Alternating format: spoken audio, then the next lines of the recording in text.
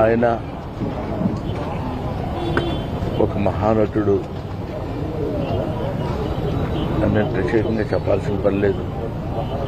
ఒక దశకంలో నేను, కోట శ్రీనివాసరావు, బాబు మోహన్ మేము ముగ్గురం ప్రతి సినిమాలో ఉండేవాళ్ళం.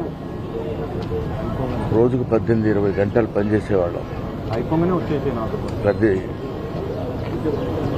లాస్ట్ 40 years 4 decades-గా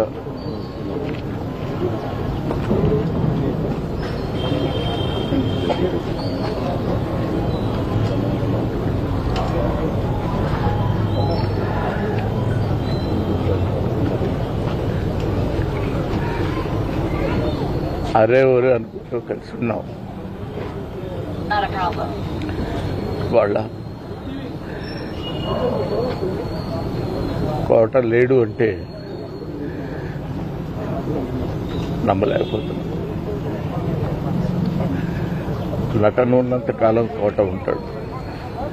వాడుకు నటరాజపోతుంది. మహానుభావుడు. ఏ విషయాన్నైనా నిర్మోహాటంగా మాట్లాడే వ్యక్తి. అటువంటి వ్యక్తిని కోల్పోవడం భారతదేశానికే, నటనా లోకానికే తీరని లోటు.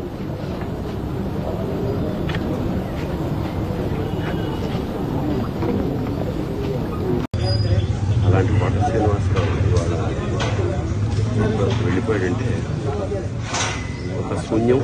కోట శ్రీనివాసరావు గారి స్థానం మాత్రం ఇంకెవరు పూరించలేరు. అది సత్యం.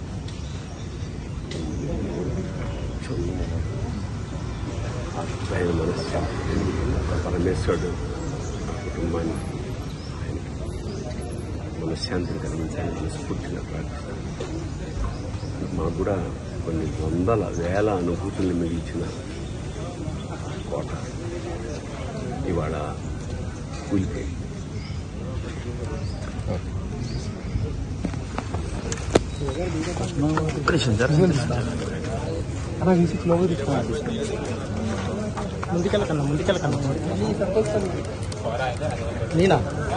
నేనేం చేస్తాను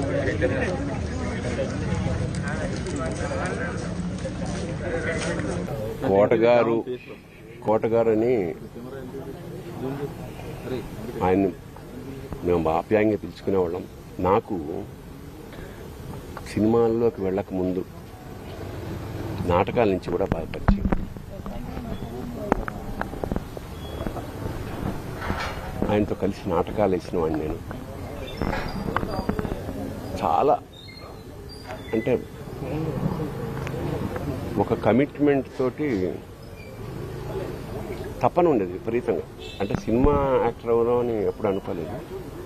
బట్ నాటకాల్లో బ్యాంక్లో పనిచేస్తున్నప్పుడు ఒక మధ్యతరగతి ఇంట్లోంచి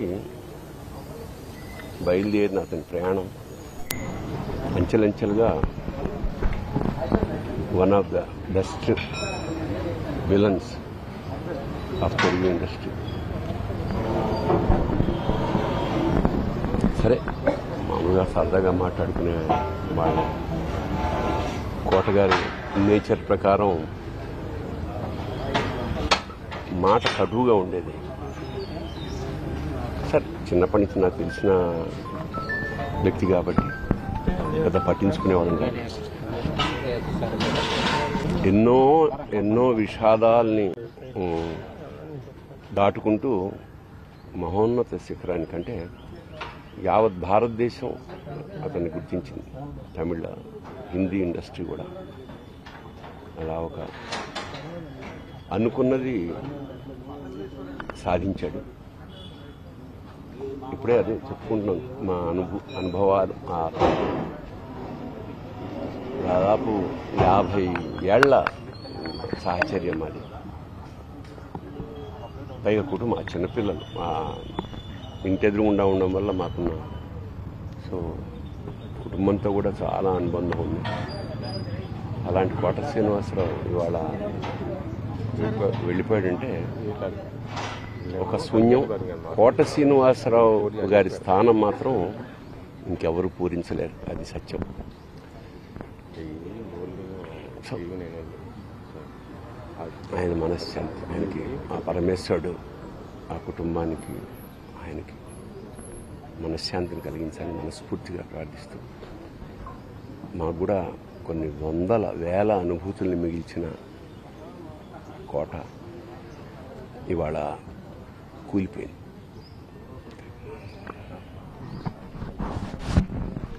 గారు మరణించారని ఇప్పుడే న్యూస్ రావడం జరిగింది.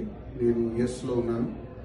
సో వారి ఆత్మకు శాంతి చేకూర్చాలని ఆ భగవంతుని ప్రార్థిస్తూ, మా సంస్థలో బొమ్మరిల్లు, మహర్షి, బృందావనం ఎన్నో అద్భుతమైన సినిమాలు చేశారు. సీతమ్మ వాటిలో సినిమాలు లాంటి సినిమా కూడా. సో వారి ఆత్మకి శాంతి చేకూర్చాలని భగవంతుని ప్రార్థిస్తున్నాను.